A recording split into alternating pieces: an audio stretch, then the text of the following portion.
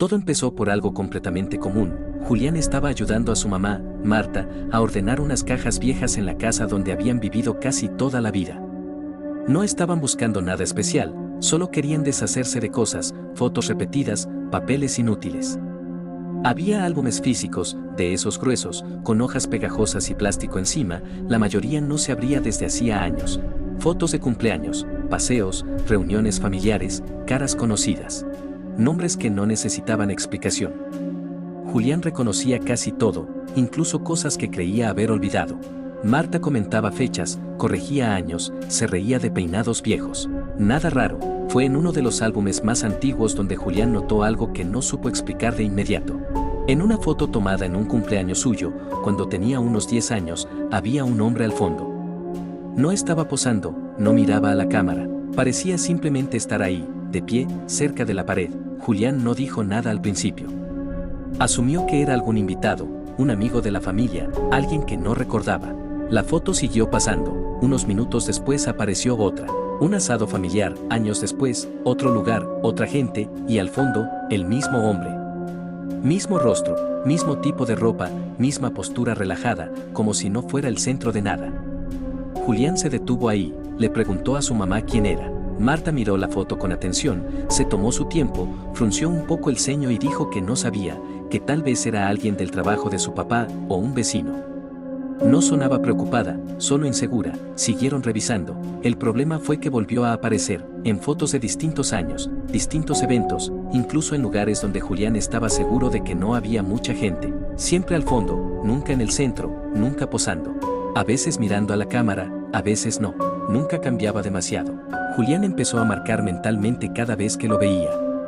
Al principio pensó que estaba forzando la idea, que su cerebro ya lo estaba buscando, pero llegó un punto en que era imposible ignorarlo. En una foto de Navidad, tomada en la casa de una tía, ahí estaba. En un paseo a un lago, donde solo había familia cercana, también. En una reunión pequeña, en un apartamento donde vivían 4 personas, aparecía detrás, cerca de una puerta. Julián volvió a preguntar. Marta ya no respondió tan rápido. Dijo que no le sonaba, que tal vez era alguien que siempre se colaba en las reuniones, lo dijo medio en broma, pero no se rió. Decidieron llamar a Carlos, el hermano mayor de Julián. Le mostraron las fotos una por una. Carlos miró con atención, pidió ver algunas 2 veces, y al final dijo algo parecido, que no lo recordaba, que parecía a alguien conocido, pero no podía ubicarlo. No dijo que le diera miedo, pero tampoco lo minimizó. Esa noche Julián se llevó algunas fotos a su apartamento. Las revisó solo, fue ahí cuando notó algo más. El hombre no envejecía. En fotos separadas por más de 15 años, su cara era la misma. Julián pensó que tal vez estaba exagerando, que la calidad de las fotos antiguas engañaba, que la memoria hace trampas.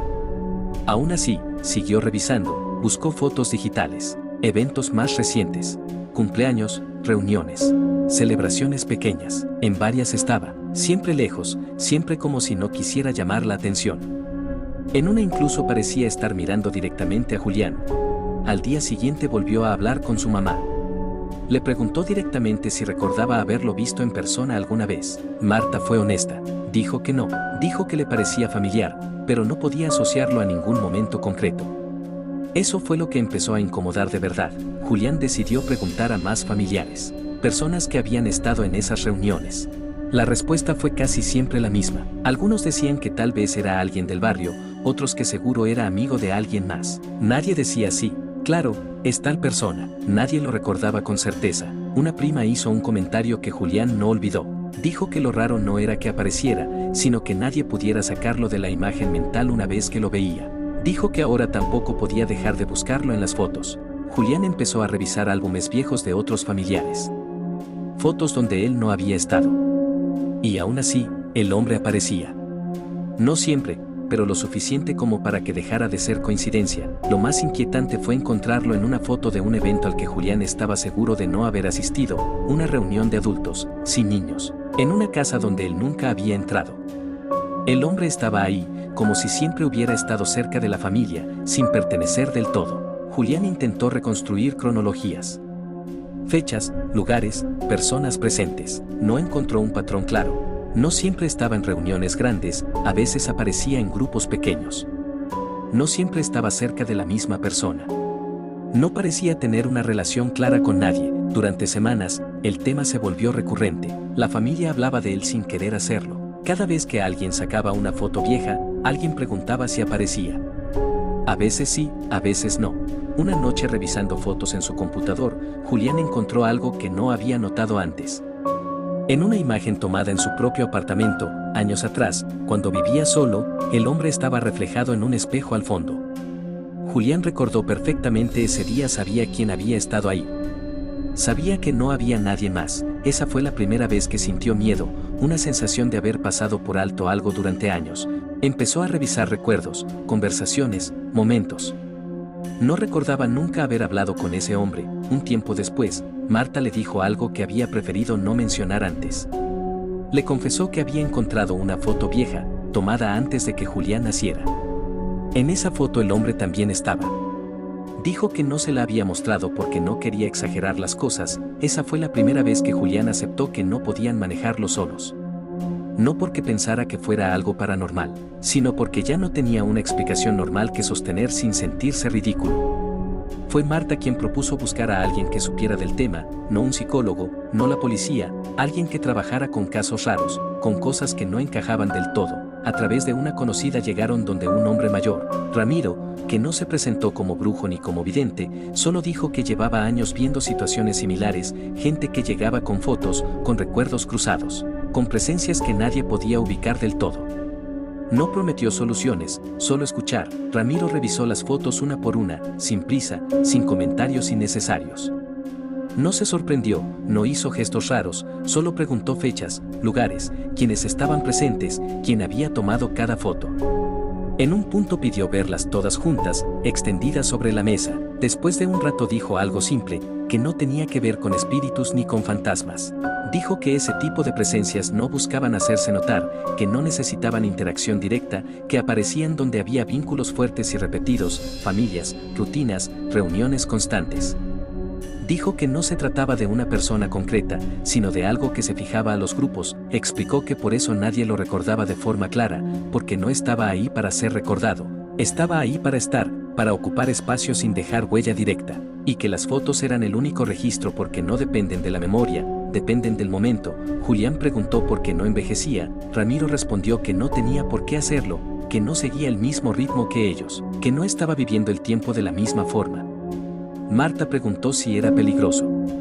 Ramiro dijo que no en el sentido tradicional, que no hacía daño físico, que su riesgo estaba en otra parte, en la normalización, en aceptar su presencia como algo cotidiano. Lo último que les dijo fue que no intentaran buscarlo más, que no revisaran fotos viejas, que no hablaran de él en reuniones familiares, que esas cosas funcionaban como una invitación, no consciente, pero constante.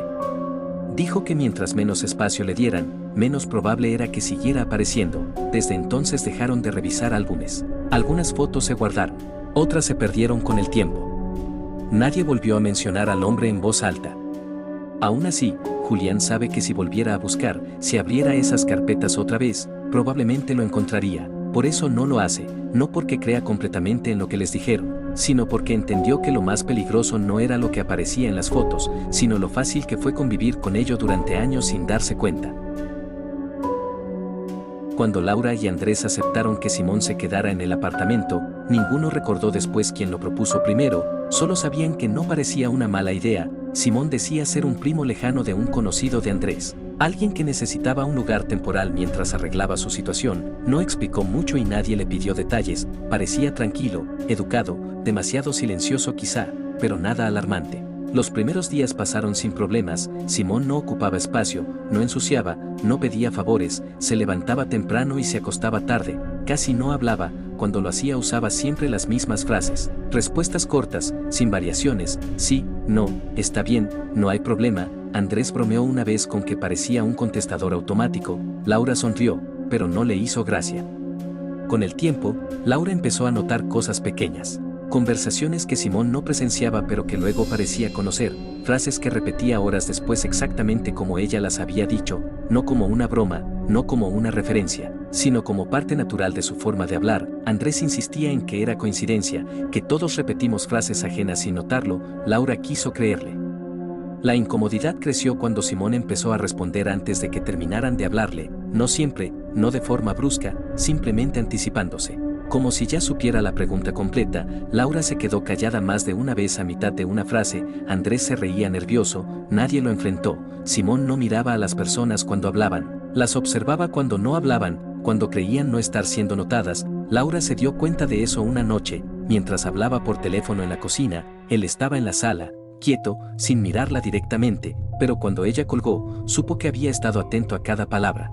Andrés empezó a sentir que la casa ya no era del todo suya. Bajaba la voz sin darse cuenta, evitaba ciertos temas, no porque Simón reaccionara mal, sino porque reaccionaba demasiado bien, asentía en los momentos correctos. Hacía comentarios precisos, nunca de más, nunca de menos. Simón no parecía aprender por error, parecía aprender por corrección. Cuando algo generaba incomodidad, lo ajustaba. Si una respuesta sonaba rara, la siguiente vez cambiaba el tono. Si una mirada duraba demasiado, la siguiente duraba menos. No repetía conductas fallidas. Fue Laura quien empezó a hablarle directamente, no por valentía, sino por agotamiento. Le explicó cosas simples, que no era necesario estar siempre tan cerca, que no hacía falta responder de inmediato, que a veces el silencio era normal, que equivocarse al hablar no era grave. Simón escuchaba con atención, asentía, y luego aplicaba exactamente lo que ella decía, sin interpretación personal, sin matices. Una noche, durante la cena, Simón corrigió una frase de Laura, no con arrogancia,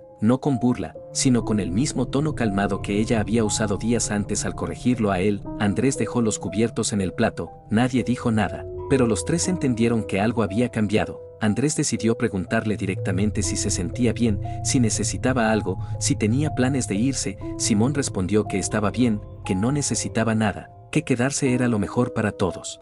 Esa última frase no se la había escuchado a ninguno de los dos antes, y eso fue lo inquietante. Con el paso de los meses, Simón empezó a cambiar según quien estuviera presente. Hablaba distinto con visitas, con vecinos, incluso con desconocidos, como si probara versiones de sí mismo, algunas más torpes, otras más naturales, y descartara las que no funcionaban. Laura dejó de corregirlo, Andrés dejó de observarlo, pero ya era tarde. Simón había aprendido lo suficiente. Ya no imitaba, ya no ajustaba de forma evidente, simplemente encajaba. Un día empezó a salir más, decía que estaba conociendo gente, que aprendía rápido. Lo dijo sonriendo, una sonrisa que no parecía ensayada, sino comprendida. Eso fue lo que terminó de romper algo en Laura. No hubo discusión final, no hubo confrontación. Una noche Simón no volvió, dejó sus cosas ordenadas, limpias, ninguna nota, ninguna señal de conflicto. Durante semanas la casa se sintió más liviana. Laura y Andrés retomaron conversaciones normales, durmieron mejor, se convencieron de que todo había terminado, hasta que Laura escuchó una frase en la calle, una frase que solo ella usaba, dicha con naturalidad por alguien que no conocía. Andrés reconoció una forma de mirar en el transporte público, una pausa exacta antes de responder, patrones que no podían ser casualidad. Simón no regresó, no los buscó, no hizo nada violento, simplemente siguió viviendo, aplicando lo aprendido. Y Laura entendió algo que nunca dijo en voz alta, que no habían convivido con algo intentando parecer humano, habían participado en su aprendizaje. Lo último que Laura dijo sobre todo eso fue simple, que lo más aterrador no fue haberlo tenido en casa, sino saber que ahora nadie podría distinguirlo. Si tienes un relato o una experiencia que quieras contar, déjala en los comentarios. Puede ser corta o larga. Aquí la leemos y podría aparecer en un próximo video del canal.